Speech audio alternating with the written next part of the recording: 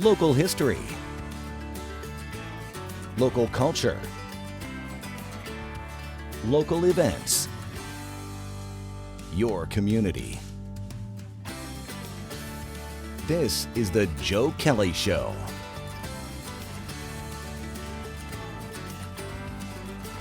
Hi there, everybody. Welcome to the show. Thanks for joining us. We're going to take a look at a Oneida County Sheriff's Office patrol car. We've got one right out in the parking lot right now. Oneida County Sheriff Robert Maciol is with us, along with Deputy Mohammad Aldoori. They're going to give us a tour of that vehicle, tell us all about it. We'll go out to the parking lot and take a look at it right now.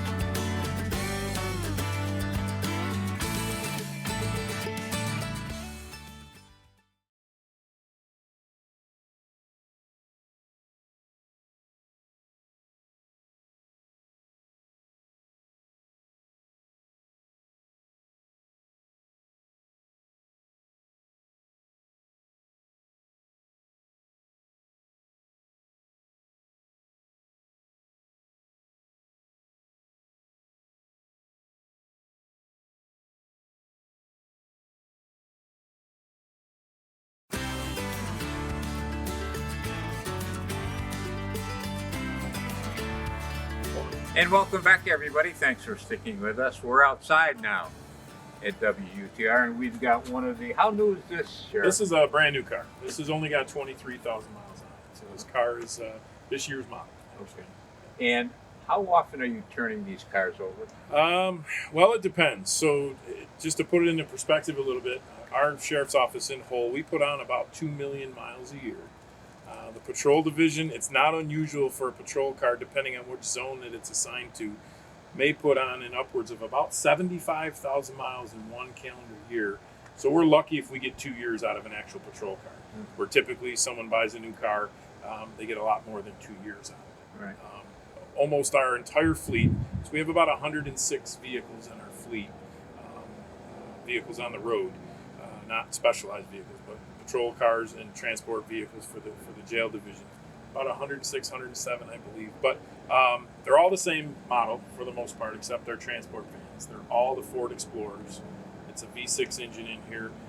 Pretty much the standard engine you'd get when you buy a Ford Explorer. It has a beefed up wiring harness system, obviously a little bit heavier transmission type thing.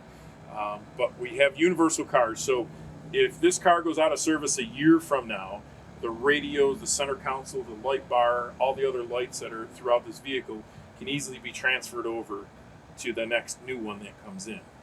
Because again, these things aren't cheap. A base car without any striping, without any radios, the cage, none of that is about $55,000.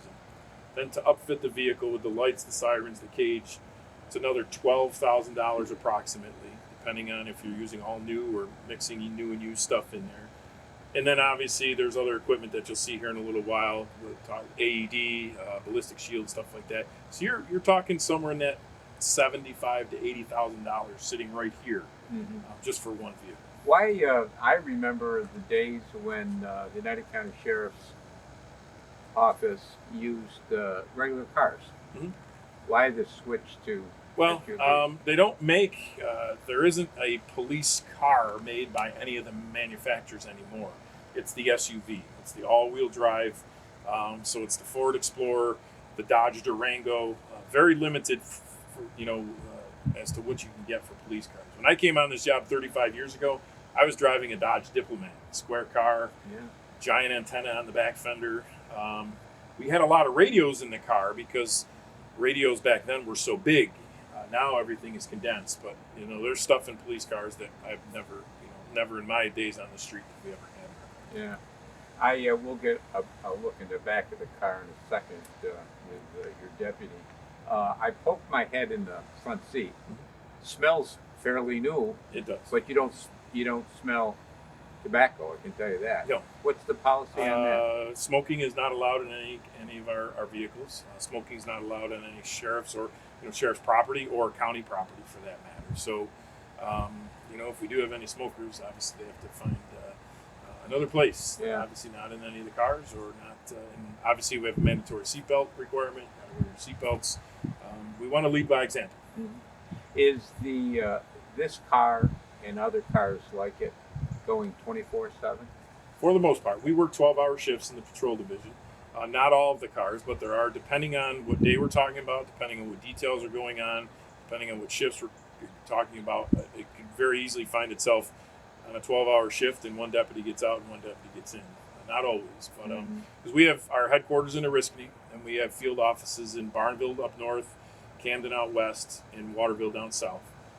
So it depends. You know, we have a fleet manager who tries to balance them as best as he can to make sure they're all being utilized at the same pace. Is are cars being kept in those Barneville and in Yes, Waterville? they are.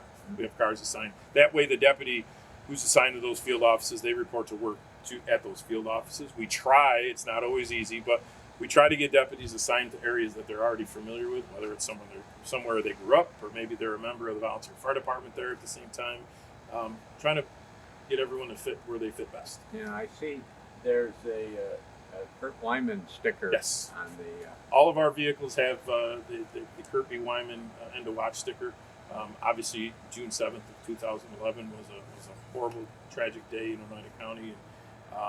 That's one of the many ways that we ensure that this community never forgets the sacrifices that Kurt made that day. And speaking of stickers, I see one or two accreditation stickers in the back of this vehicle. What's that about? Very proud. The Sheriff's Office, Law Enforcement Division, Corrections Division, and Civil Division are all accredited. We're one of the very few sheriff's offices in the entire state that is fully accredited in all our divisions, which means we either meet or in most cases we exceed the minimum standards set forth either by the New York State Division of Criminal Justice Services or the New York State Sheriff's Association. So very proud. It's a difficult thing to achieve. It's difficult to maintain, but we have been, when I came into office, one division was accredited. Sheriff Middaugh had the Law Enforcement Division accredited.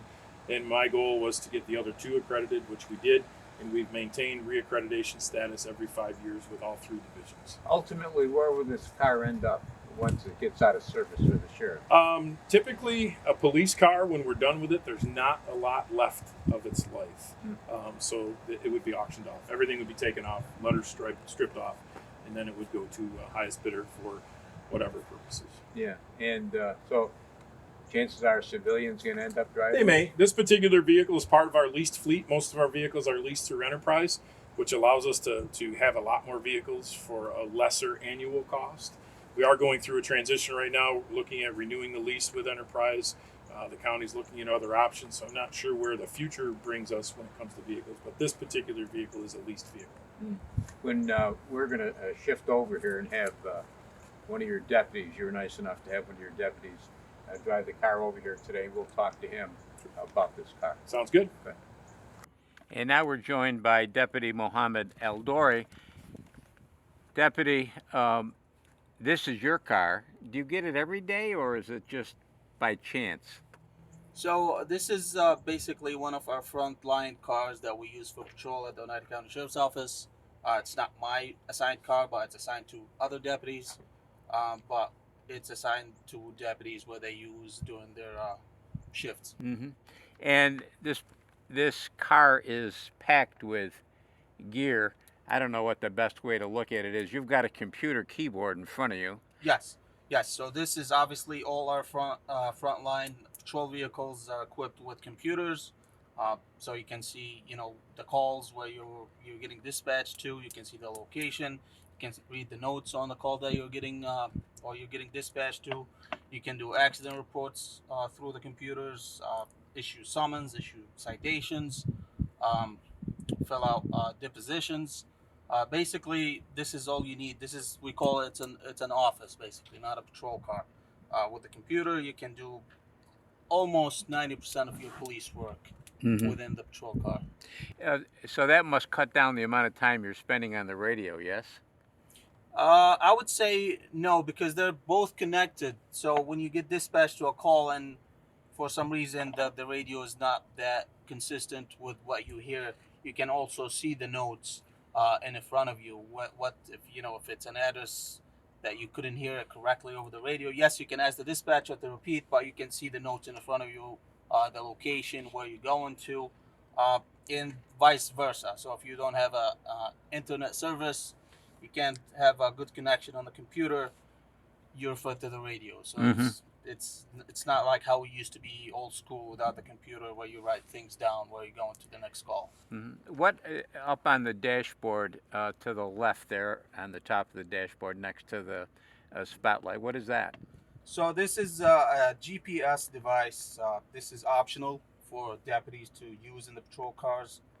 Obviously, we cover a lot of ground in the Oneida County, so you're gonna need at some point you're gonna need a GPS to know where you're going. So this is optional for the deputy who's driving the vehicle to utilize their own GPS device in the car to know where they're going. And what about some I see up on top? Is that a radar detector? Yes, this is our Genesis 2. This is the front radar. This is the device where it tells you the speed. On the right here will tell you your patrol speed, and on the left will tell you the vehicle that's coming, oncoming vehicles, the speed, and it can also utilize the rear radar as well. Can you set that so that, or do you set it so that if a car is going by you at a high rate of speed, an illegal speed, that it gives you an alarm? So yes, all the radar devices that we have in the patrol cars have both visual and sound, where you can actually hear a different pitch. When your speed is consistent, you will hear a consistent pitch. But when you come across a vehicle coming towards you with a higher rate of speed, you will hear the pitch in the radio, or excuse me, the radar sound that it went a little bit higher to alert you that this vehicle is moving at a high rate of speed. And what about those buttons down there on So, that console? This is our radio.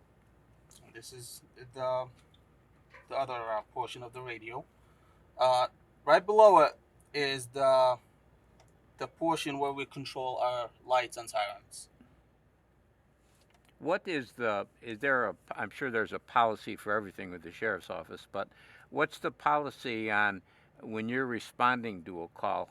How do you know when to use lights, when to use siren, when to use both, when to use none? So obviously, if it's an emergency call where it's an accident with personal injury, this is number one priority that we can use lights and sirens, because you need to get there as fast as possible to help the individuals involved in the accident, or maybe eventually ultimately save lives.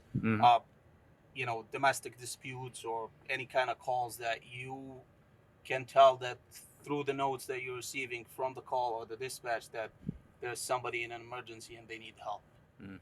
Is there a type of call that you dread getting? I've heard some law enforcement people say they just dread getting a domestic call. So different calls gonna come no matter what, whether domestic calls, accidents, they're just gonna keep coming, and there's no way to dodge them. If you're gonna have to go to that call, you have to go to that call. It's just you can evade or avoid the calls, such as calls. What's a response time? What's a good response time? I guess this is such a big county. I should have asked the sheriff about this. But this is such a big county, Yes. distant-wise, to get to these calls. So in the county, we have 8 zones. The county, we have them split into 8 zones. So 8. Each zone has its own car. Sometimes we have two zones for one car. So it depends where the call is and how far is the car from that call. So you can't really predict. So it depends where you are at the time. Would you show us the back? What kind of equipment you got in the back? Yes, absolutely. Okay. Deputy Aldoori, I know what some of this stuff is, but we'll let you run it through us.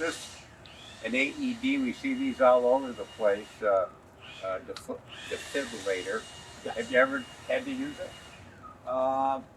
Couple times, yes. They say I don't think I could open it up and use it. They say they're pretty simple to use. Yes. So as soon as you open it, it will basically direct you through the steps how to operate it and where to place the pads on the person or on the patient. And over here, it looks like we've got a lot of flares. Yes, so we utilize the flares for, an accident or some sort of road elimination that we need to put it basically to see what we got going on. And this is a shield? Yes, this is a ballistic shield. And that would be used when? How? So this is the main purpose of this is to protect the deputy from basically getting a gunfire. So you're gonna we utilize this in case of we have to clear out a residence, a business, and in case of God forbid active shooter, you can actually utilize it with the left hand while you still have access to your handgun. Mm-hmm. What in terms of guns? You carry a sidearm. Yes. What is that? It's a Glock. And is there another weapon in the car? Yes. Per our policy with the Oneida County Sheriff's Office, we have to carry 2 long guns inside the vehicle, which is a rifle and a shotgun, besides the sidearm that is issued to each deputy. Mm-hmm. Are those in the back seat? As of now, I only have the rifle. Mm-hmm. Back seat, or is it in here? No, they're basically in the center console between the 2 seats. Mm-hmm. And what's that in the back? That a first aid kit? That's a first aid kit. Correct. The you have to be, usually you're the first one on the scene. So if there is an accident, say, when do you get involved with trying to treat the person, or when is there a policy of you staying away from it, getting involved with it? How do you handle that? No, so obviously if if I find myself first to the scene of an accident and nobody else there to provide life-saving measures, so I'm going to do my best to provide the assistance for that patient. Let's take a look at what you got on. It looks awful heavy, is it? It's not that bad. No. Let's go down. That I can. I mean, you've got your radio there, but that's a body cam next to it. Yes. Yes. When does that get turned on? So per our policy, anytime we're basically if you're contacting any members of the public. So when you get out of your car, if you've just pulled somebody over for speeding, Yes. let's say, you're not in a physical situation. It's more of a routine, if that can be routine. You turn it on then? Yes. So anytime we are coming in contact with any members of the public, whether it's it's a regular encounter or a traffic stop, any type of calls, we have to activate the body cameras. Okay. And what else have we got on your vest here? So pepper spray or OC spray, handcuffs, multi-pouch, another set of handcuffs, flashlight, and radio. Why 2 sets of handcuffs? Because you never know when you need to. Uh-huh. And what else have we got? You've got something under your arm there. So tourniquet, Uh-huh. taser, magazines, and my sidearm. And a cell phone, yes? Yes, And now, is that your personal cell phone? that is my work cell phone. Okay. So what's the policy on that? When you get in the car, you've got a work cell phone, not a personal cell phone. So I work in a different unit right now, not in the patrol unit. I'm a part of the road patrol, but right now I'm assigned to a community affairs unit where I have to have a work phone. But we can have our personal phone on us, but not as what you can see visible to the public. Well, And you've been on the job 6 years? yes. What's the toughest part of it? I would say paperwork. Yeah. Yeah. Yeah. All right. Is there a lot of paperwork? And when it comes to policing, a lot of paperwork involved. Yeah. Okay. Thanks for coming down today. Appreciate Thank you it. for having me. Okay.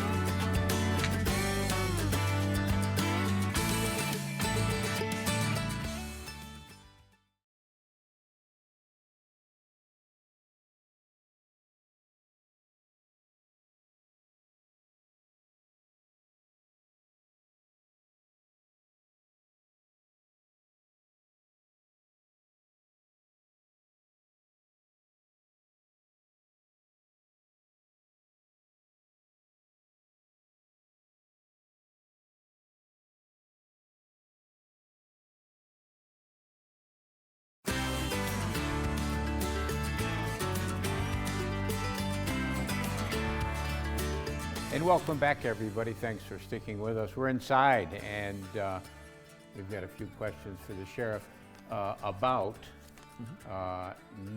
what is it? No Shave November? No Shave November. Yep. You're taking part this year, the sheriff's We are, office. first time ever. Traditionally, No Shave November is held in various workplaces, and its intent is to bring awareness and to raise money for men's related cancers. We took a little different twist this year. We are actually raising money for, it's going to be called the Better Together Center. It's going to be it's part of Utica Center for Development, next to the Veterans Outreach Center in Utica. It's going to be a location where folks who have autism will have a place to go that's, set up for them. Because a lot of times, if someone just needs some respite or just needs a place to go, there's not a lot of that around. So we actually, it's a great concept. And the Sheriff's Office would love to be a major contributing group to them building their new center. It's going to be a room, basically a room as part of the Utica Center for Development. So members of the Sheriff's Office, if they want to participate in No Shave November, they have to pay make a $50 donation, and that'll all go towards the future Better Together Center in Utica. You got a lot of people up there. That could add up to a lot of money. Yeah, 540 people. I mean, obviously our goal is to raise $5,000. That's our goal, and I think we might get there. I made my donation. I'm not participating for a couple of reasons. Number one, mainly I can't grow a beard if I wanted to. Right. I never could. I mean, I could go 3 or 4 days and you'd never know that I didn't shave. And then when it does grow, it comes in multicolored. So number one, I don't like that. And secondly, I'm just an old school person. I'm a creature of habit. I shave every single morning when I wake up. It's part of my daily routine. Yeah. So. Speaking of beards, what's the policy at the sheriff's office about facial hair? Basically no facial hair unless you have a religious exemption or a medical exemption. So I would guess that it's a religious exemption with Deputy Aldoori? And again, that's, yeah. We have many members who have both religious and medical exemptions. Yep. And same thing for mustaches? No mustache? You can have mustache, just got to be trimmed properly. So, Okay. yeah. And again, as an accredited agency, like I was saying, when we were speaking earlier, as an accredited agency, we have a policy on pretty much everything, all 3 divisions. That's part of the accreditation process. You've got to be, like I said, you've got to meet or exceed all standards set for law enforcement across the state. So. Yeah. How often do you have to refile for that? Well, every 5 years we get audited. Well, we get audited annually. They're basically compliance checks. And then every 5 years you're up for reaccreditation. So basically you have to have a paper trail, or I'm using an old guy's term, but whether it's on the computer or in actual files, that not only do you have the policies, but you're following the policies, and you're also holding people accountable to those policies. So if someone does violate a policy, there's consequences that may or may not come with it. So we just basically have to show a pattern that we ensure that our people are following all the policies. Yeah, and where are you in the process now in terms of time? I believe the next step for reaccreditation will be the corrections division. I'm not 100% sure on that, but they're not all together. They're on different cycles because they're done individually.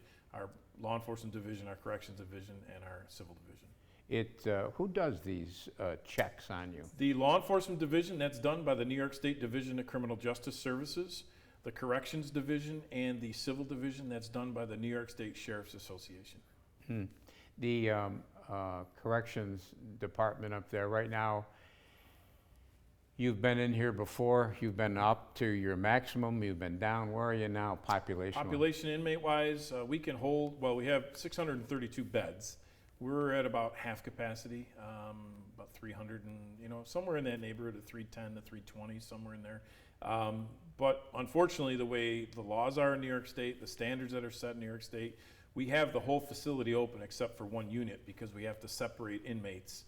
And give you an example, the female inmate, if it has 56 cells in that unit and we only have 26 inmates, 26 female inmates, I can't put any other inmates in that cell, so the other 30 beds remain vacant. So that's our struggle, like every other jail in the state. And it's a struggle finding corrections officers too, yes? It is. We are still struggling with that, as are nearly 4 dozen other correctional facilities in the state. And it's the law changes, whether we're talking HALT Act, the various bail reform changes on the outside, that hasn't helped us. The climate that you're working with, a much more violent inmate, a lot more mental health issues, that hasn't helped us. But the bigger thing, in a more global picture, each county has a county jail in it. So, you know, only so many people in each county have a desire, statistically, to be a correction officer. So we have our county jail, then we have 2 state prisons, then we have a psychiatric center. So you have all these, you have these 4 major facilities in one county. There's only so many people that want to be correction officers. That's why, whether it's county jails or state correctional facilities, everyone is struggling for staffing in those divisions because of that also. So it's a struggle, but the people we have working there are doing an awesome job, very dedicated and committed. They're working long shifts, long hours. Our community affairs unit, they are highly committed to recruiting, continuous recruitment, constantly recruiting. And you know, someday I'm hoping to come on this show and tell you I don't have any vacancies, but right now I have quite a few. So. What about road patrol? Is that a problem, getting people? At the moment, no. We only have, I think we have 2 vacancies in the road patrol division as of right now. We have some, obviously, people in training, but their contract was settled last year. And, you know, we're in pretty decent shape. And, you know, we continue to move forward. And like I said, even though, you know, we anticipate we'll be at full staffing here shortly, we will still continue to recruit because obviously we have people retiring and people who do leave the career in all agencies for other jobs or you know, another career path. Thanks for coming down. Anytime. Thanks for Great bringing being the with car you too. Maybe next time we'll have you bring some of your other vehicles. Love to. SWAT vehicle, command post, love to bring that stuff down. Absolutely. To show our people out in the community who we are and what we do. Okay, thanks, Sheriff. That's going to do it for us this week. We'll be back next week. We'll do it all again. Don't forget, cnyhomepage.com. There's a lot of good stuff there. Until next time, take care of yourself, everybody.